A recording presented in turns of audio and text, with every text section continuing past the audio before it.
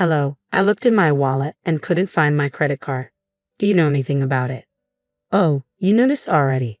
I thought it might take you a bit longer, considering your age. Wait a minute. Are you saying you're the one who spent $50,000 without permission? That's outrageous. It's not as bad as it sounds. It was just for my wife's birthday. I borrowed the card to book a stay in an ultra-luxurious 5-star hotel suite. It costs about $110,000 a night, and we stayed for 5 nights. It was an amazing experience. I'm even thinking of going to another country next. See you later. Hold on a second. I haven't spoken to my son in 30 years. I raised my 2 boys on my own after divorcing my husband. My younger son has always been there for me, but my older son is a different story. Recently, he came to the house, took my credit card from my wallet, and spent $50,000 at a luxury hotel. His actions are both criminal and heartless. I supported him through everything, but now, I can't even think of him as my son. 2 minutes later, I made a decision and called his wife. Hello, my son is there, isn't he? I've contacted the card company and had the credit card stopped. I'm also planning to report the theft and unauthorized use to the police. After ending the call, I blocked their numbers. I can only imagine their panic and confusion now that the card is stopped. They were planning to travel to another country, so they likely don't have return tickets.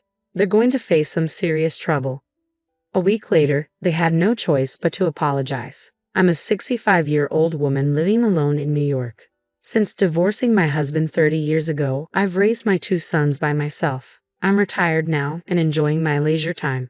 Mom, I bought your favorite donuts, my younger son said when he visited. Thank you, you didn't have to go out of your way, I replied. My younger son often visits even after moving out. He works for a company with good benefits and can get home on time. He's single, so he stays over if the next day is a day off. It's not that he hasn't become independent, he just worries about me living alone. I can manage on my own, but I appreciate his thoughtfulness. On the other hand, when my eldest son and his wife visit our family home, things never go well. I don't really welcome their visits. Hey, can you lend me some money? We have our wedding anniversary coming up next week, and we're planning a trip abroad. We need some extra funds, my eldest son asked. Why don't you use your own savings if you need money? I suggested. I can't save anything with my salary, he complained. You live in a nice new apartment and just bought a new car. Isn't that the result of your own choices? I pointed out. Please, I'll pay you back. Don't be so harsh, he pleaded. Ever since my eldest son started living on his own after graduating from high school, he's often borrowed money from me. After he got married, the amounts he asked for only increased, and I can't recall a single time when he actually repaid any of it. I don't want to lend money to someone who doesn't keep their promises, even if they're family. Shouldn't people honor their commitments? I didn't raise him to disregard such basic values, but he's grown into someone who relies too heavily on his parents' wallet. Fortunately, I received a substantial amount from my retirement fund and have been investing wisely, so I'm not struggling financially. However, I want to avoid unnecessary spending as I consider my future. Yet, as a mother, I find it hard to say no when my son is truly in need. I think I should be stricter, but every time he asks, I end up giving in. Then one day, my eldest son and his wife showed up unexpectedly. We need to talk, he said, his tone serious. I got into a car accident, and we need a substantial amount of money. We don't have much savings, but we've been told we'll be sued if we don't pay. A car accident? I was shocked. I've been working hard to repay a large debt to you, and I guess I was too tired, he explained. Hearing about the accident, I felt a mix of surprise and relief that they were both safe. Maybe my demands for repayment had stressed them out. While I wasn't directly to blame, I couldn't help but feel somewhat responsible. Up until now, they had asked for money for their own needs, but this situation was different. This was an emergency, and there seemed to be no other option. Okay, I'll prepare the money. How much do you need? I asked. $30,000, he replied. What? I was shocked at the enormous amount. $30,000? That seems like a rip-off, I thought, but I knew that damages and compensation could add up quickly. I didn't notice a single injury on my eldest son or his wife. It didn't seem like the accident was that serious. Perhaps the other party involved held a special position, but still, paying such a large sum didn't make sense. Why was it so expensive? The other person was driving a luxury car, and the repair costs are quite high, my son explained. But shouldn't insurance cover the repairs? I asked. We didn't have insurance, so we have to bear the full costs ourselves. We're in serious trouble if we can't pay this amount. Can you help us out? With that, my son and his wife bowed their heads to me, a gesture I'd never seen from them before. They must be truly desperate. I sighed. I guess I have no choice. We're family, after all, and I should help my family in trouble. Reluctantly, I agreed. Okay, I'll arrange the money, but make sure you pay me back. Yes, thank you. Of course we'll repay you, they promised. I prepared the money, considering it a loan. But after that, I heard nothing from my son or his wife. A week passed, and I started to wonder how the situation with the accident had been resolved. Then, when I went shopping for the first time in a while, I reached into my wallet to pay and realized 3 of my credit cards were missing. No way, I thought. I hadn't used this wallet recently, and I hadn't left it anywhere. There were no signs of a break-in at home, and the cash was still there. What was going on? As I panicked, I realized that I hadn't used my wallet or even left the house in the past week. When I hurriedly contacted the credit card company, I was shocked to learn that $50,000 had recently been spent. What's going on? I thought. The only visitors I'd had were my eldest son and his wife. Could they be involved? Feeling uneasy, I immediately called my eldest son. Hello, can you talk right now? I asked. Yeah, sure, Mom, but it's rare to get a call from you, he replied, sounding unusually cheerful. His tone made me wonder if he had been drinking, even though he should have been preoccupied with the accident. The thought that he might be drinking this early infuriated me. What was he thinking? Are you drinking by any chance? I asked, my irritation growing. No, it's not like that. What are you talking about? He responded, sounding defensive. Have you seen my credit cards? They're missing from my wallet, I pressed, hoping I was wrong. Oh, you noticed already? I thought it would take a bit longer for you to find out. I'm surprised you caught on so quickly, he said with a smug tone. What do you mean? I asked, dread washing over me as I began to realize what he was implying. Could it be that my eldest son and his wife had taken my credit cards without permission? It felt like theft, plain and simple. I didn't want to believe it, but after hearing what he said, I couldn't think of any other explanation. There had been no signs of a break-in, so they were the only suspects. But I never expected him to admit it so easily. I was too shocked to respond at first, but my son continued talking. We've just been using a bit of your money. Your credit card is really convenient. You know, we're on vacation for my wife's birthday, staying in a top-tier suite. The whole trip, including the hotel, is costing about $50,000. It's nice not having to worry about money. This couldn't be my son. Someone must be impersonating him over the phone. That's what I desperately wanted to believe. But deep down, I knew it was him, revealing a side of himself I had never seen in over 30 years. Betrayed by my own family, my heart broke, and I was at a loss for words. Why would he do this to me? Was he really my son? Oblivious to my feelings, he seemed to be enjoying himself. You think it's okay to use someone else's credit card without permission? Don't you know the difference between right and wrong? And you haven't even repaid the money from the accident. Why? No report, no repayment, and now you're stealing my cards. It's just unbelievable. The words burst out of me in a wave of emotion. I just wanted him to apologize. One simple word, and maybe I could find it in me to forgive him. But instead of the apology I longed for, I heard his wife's voice on the other end. Mom, you've saved up quite a bit of money, right? So it shouldn't be a problem if we use a little. Money is meant to be spent, not just saved. That's right, my son chimed in. I'm really lucky to have such a smart wife. We're going to enjoy ourselves, so don't contact us anymore.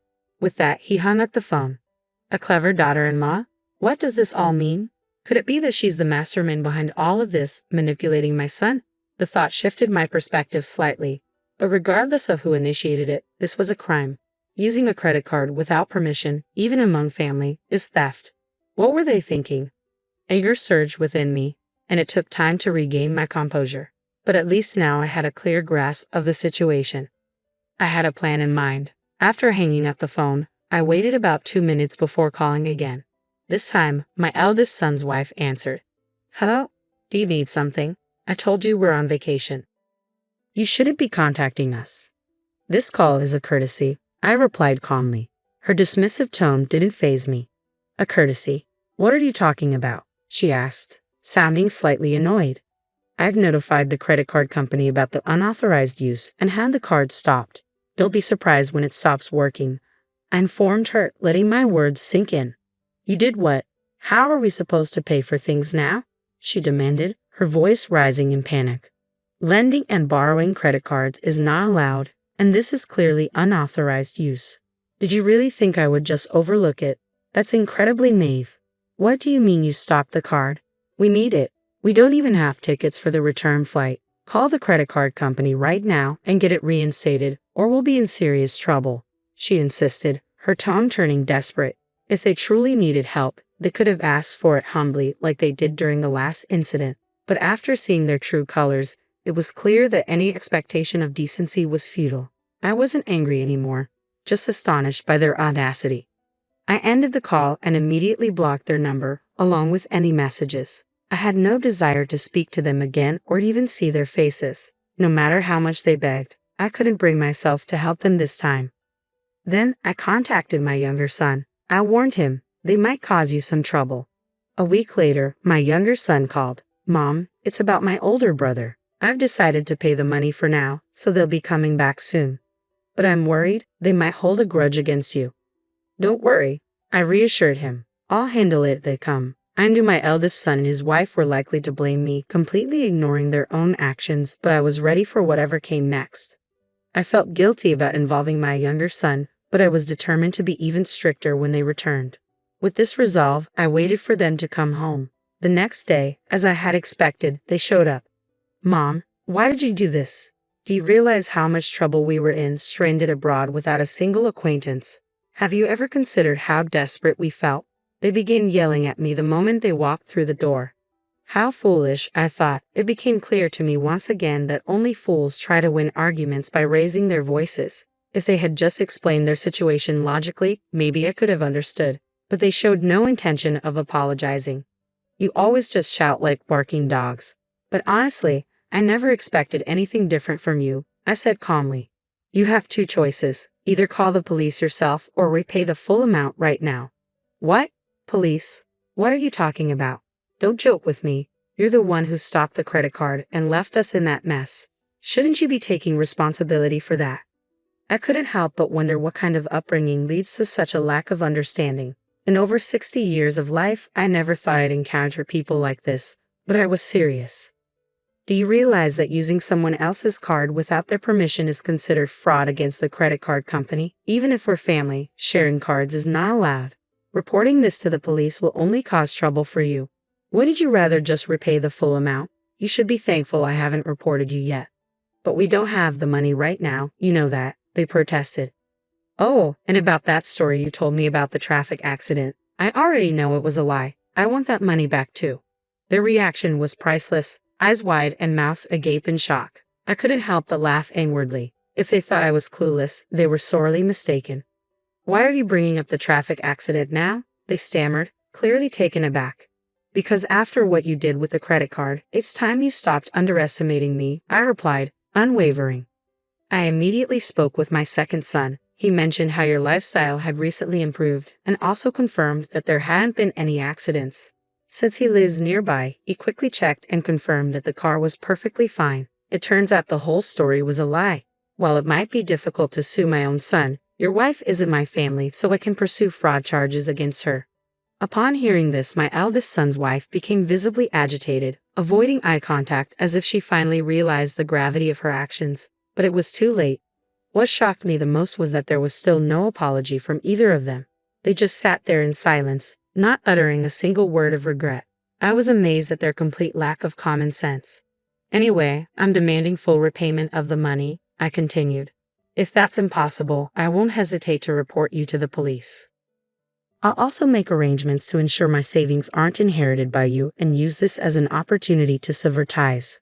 Wait a minute, we're family. Isn't that a bit harsh? They protested. You're adults now, so such childish excuses won't fly, I replied coldly. If I report this to the police, you'll learn about the harshness of reality. Their feeble excuses only infuriated me more. All I wanted was estrangement and repayment of the money. After making this clear, I drove them out of my house.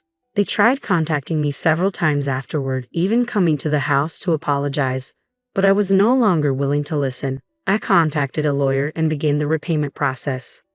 Eventually, my eldest son and his wife seemed to come to their senses and promised to repay the money. We're truly sorry and promise to repay the money, but it's difficult to pay $55,000 in one go. Could we perhaps arrange installment payments? There's always the option of taking out a loan, I responded sharply. If you sell the car and get rid of your expensive branded items, you can quickly raise the money. Don't make me angrier. Of course, I had no intention of accepting installment payments, and how they borrowed money was none of my concern. They repeatedly requested installment plans through the lawyer, but I refused. Reluctantly, my son and his wife took out personal loans and for the remaining amount, resorted to loan sharks. They ended up losing almost all their possessions except the car, and his wife had to start working to cover the monthly interest payments. The couple, once living lavishly, was now being tormented by the very money they had once squandered. I don't know how long this situation will last, but it's the result of their own actions. It's too late for regrets. They must live with the consequences of their choices.